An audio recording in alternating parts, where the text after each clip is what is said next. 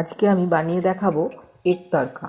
গরম গরম রুটি, তন্দুরি রুটি, নান, রুমালি রুটি এইসবের সঙ্গে অসাধারণ লাগে খেতে। আসুন দেখে নিই এই এগ তড়কা বানাতে কি কি লাগছে। আমি এখানে তড়কার ডাল নিয়েছি, যেখানে অনেক রকম ডাল থাকে একসঙ্গে মেশানো।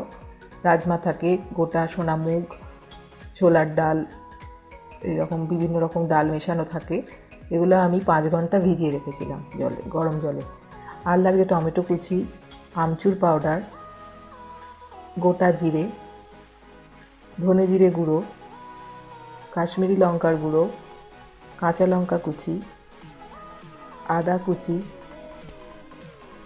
রসুন কুচি, হলুদ গুঁড়ো, মাখন, নুন, kasuri methi, fresh cream, refined oil, ধনেপাতা কুচি, আর লাগছে পেঁয়াজ কুচি।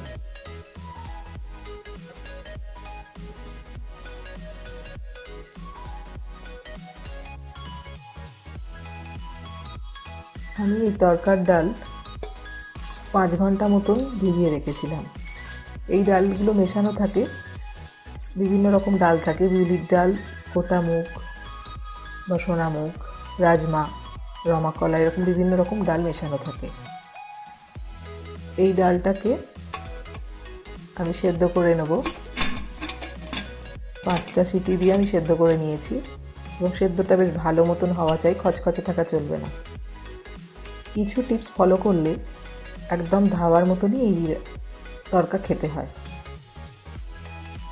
পুরো রান্নাটা আমি রিফাইন্ড অয়েলেই করছি। 4 টেবিল চামচ আমি এখানে রিফাইন্ড অয়েল দিয়েছি। তেল গরম হয়ে যাওয়ার পর আমি এখানে 1 চামচ মতন গোটা জিরে ফোড়ন দিলাম।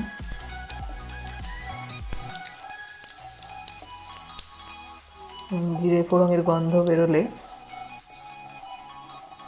আমি এবার পেঁয়াজ কুচি দিয়ে দিচ্ছি। এখানে 4টে পেঁয়াজ আমি নিয়েছি, মাঝারি সাইজের।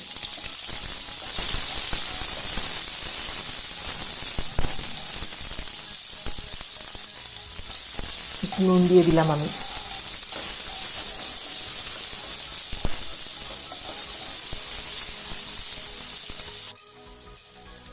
পেঁয়াজটা অনেকটা ভাজা ভাজা হয়ে গেছে, এবার আমি আদা কুচি দিচ্ছি। এবং এই যেটা টিপস আমি বলছিলাম সেটা হচ্ছে, এখানে কোনো বাটা মশলা ইউজ হবে না। এখানে আদা কুচি, রসুন কুচি, এসব কুচি করেই দেওয়া হবে।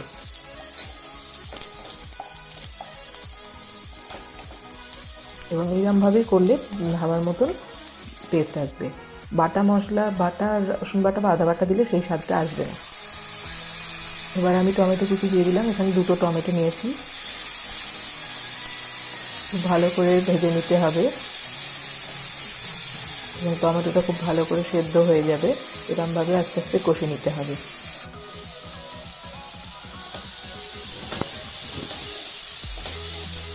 মশলাটা অনেকটাই কষা হয়ে গেছে। এবার আমি 1 চামচ হলুদ গুঁড়ো, 1 চামচ কাশ্মীরি লঙ্কার গুঁড়ো, 1 চামচ ধনে জিরে গুঁড়ো, 1 চামচ আমচুর পাউডার দিয়ে আবার আমি কষে নেবো খুব ভালো করে।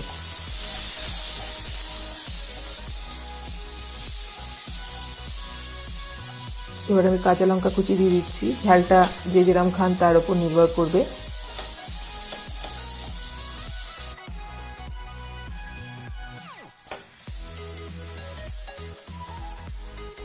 এবার আমি একটা ডিম ফেটিয়ে দিয়ে দিলাম।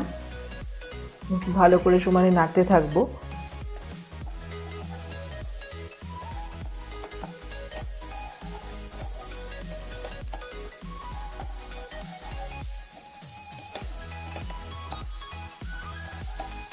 ডিমটা মশলার সঙ্গে ভাজা হয়ে গেছে।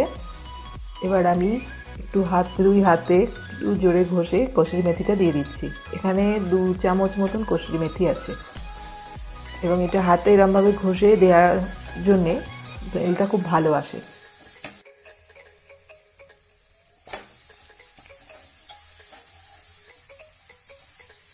এবার আমি সেদ্ধ করে রাখা তড়কার ডালটা দিয়ে দিলাম।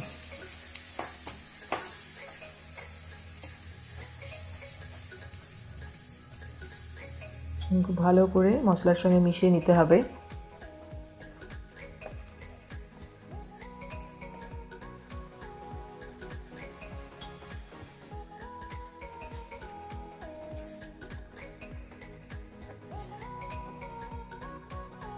এবার আমি আরও খানিকটা নুন দিয়ে দিলাম, দিয়ে খুব ভালো করে মিশিয়ে নিচ্ছি এবং আরেকটু আমি ঘন করব।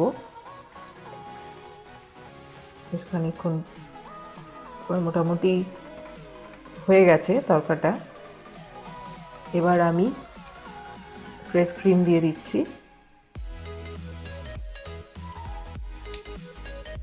ক্রিমটা খুব ভালো করে তরকার সঙ্গে মিশিয়ে নিচ্ছি।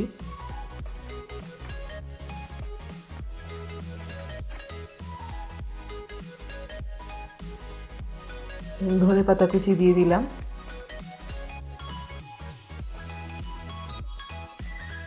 তরকারিটা মোটামুটি একদমই রেডি। এবার আমি গরম মশলা গুঁড়ো দিয়ে দিচ্ছি 1 চা চামচ।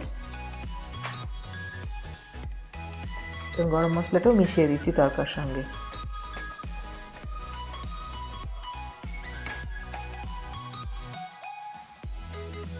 ধাবা স্টাইল এগ তরকা রেডি এবং আমি ওপর থেকে বাটার দিয়ে এটা নামিয়েছি।